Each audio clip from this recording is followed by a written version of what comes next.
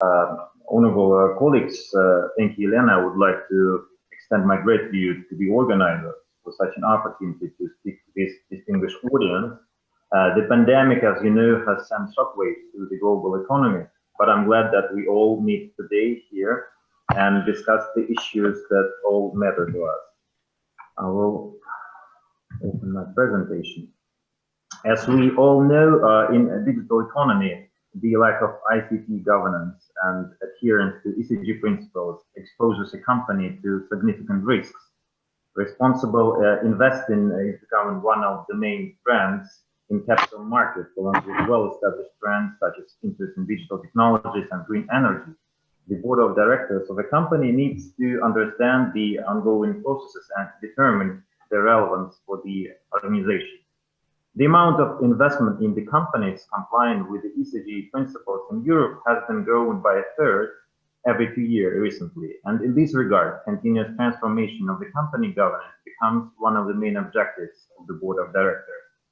In this regard, the purpose of my research was to understand how ICT can help address tasks relating to environment protection and successfully integrate these solutions into corporate governance objectives.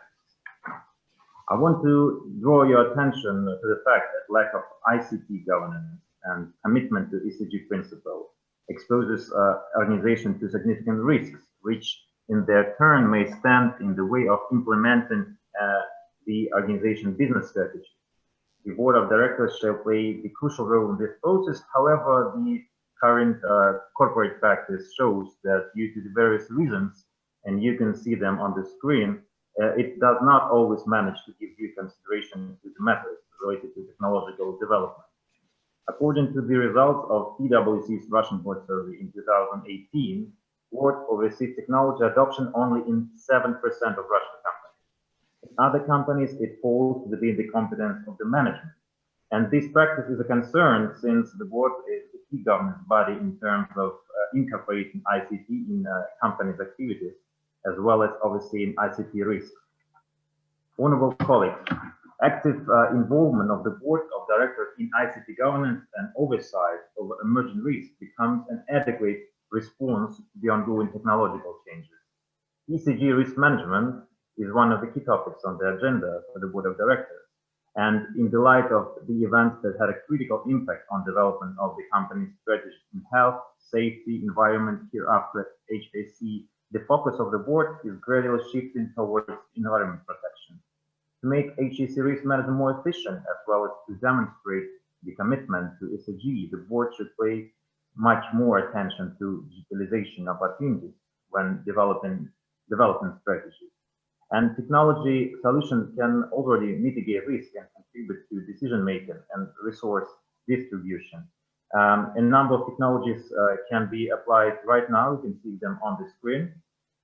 But statistically, many board members overseeing ICT do not always have the required technical and professional knowledge and competencies. According to National Corporate Governance Index research in Russia's 100 public companies with the biggest capitalization, only 3% of board members have expertise in IT, with the average number of board directors having relevant competence being only 1. Therefore, sometimes the lack of understanding of city governance issues may prevent them from duly performing their duties. In its study, Spencer Stewart highlights that neither a single board member specializing in digital technology nor a CDO, Chief Digital Officer, are an efficient solution that could substitute for the remaining board members not being digitally savvy enough. It also leads us to suggestion that in the digital age, all board members should be digital savvy to this or that extent and bear collective responsibility for the final result. Effective risk management can be achieved by the board using the following recommendation you can see on the screen. Boards need to be able to understand how to oversee ESG risk through their overall oversight of risk identification and mitigation. Boards also need to understand how to adequately structure and disclose their ESG oversight to investors and other stakeholders. Honorable colleagues, I want to stress the fact that there is no universal model for ICT governance. by the board of directors. A balanced approach is the option in this field and would require taking into account a variety of factors. How board of directors work efficiently, PwC has developed an IT oversight framework that the board can be guided by, and that represents a 6-stage process you can see right now on the screen. Once the relevant approach is defined and agreed upon, the development of relevant corporate strategies may begin. The IT Governance Institute breaks down board's IT governance into 5 domains. You can see them on the screen. The first 3 of them are seen as the drivers for such activity, with value delivery, risk management as the result. It is noted that most models, structures, and standards for ICT governance take all these 5 main areas into account when dealing with implementation. And boards have a key role in ensuring that companies are aware of and able to navigate an ever-evolving risk landscape. And it is their duty to exercise risk-related oversight.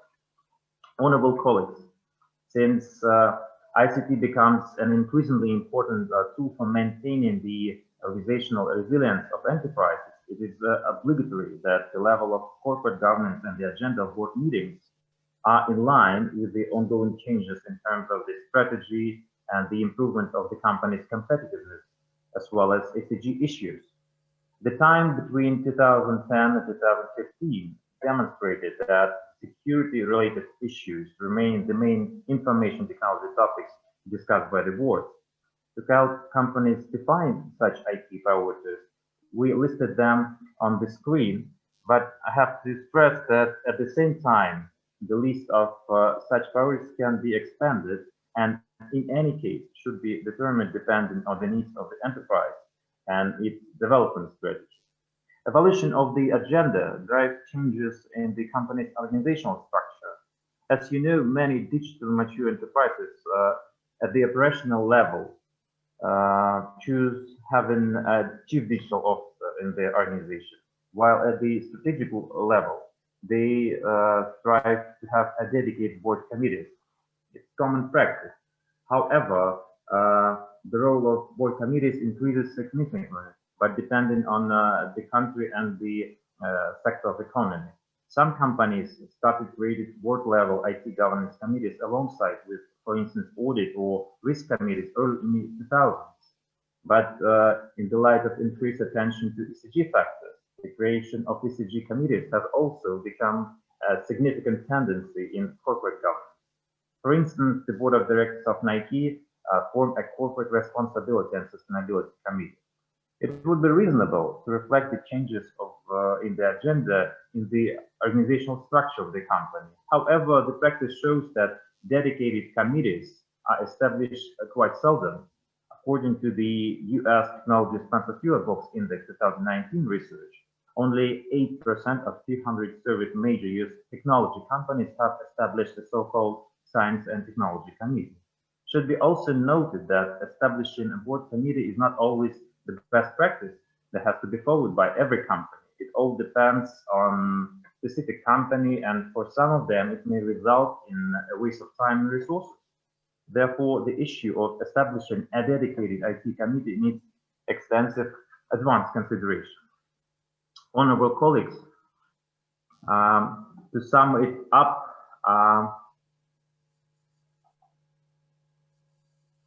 let me wrap up by saying that one should agree that all companies have ICT governance in place.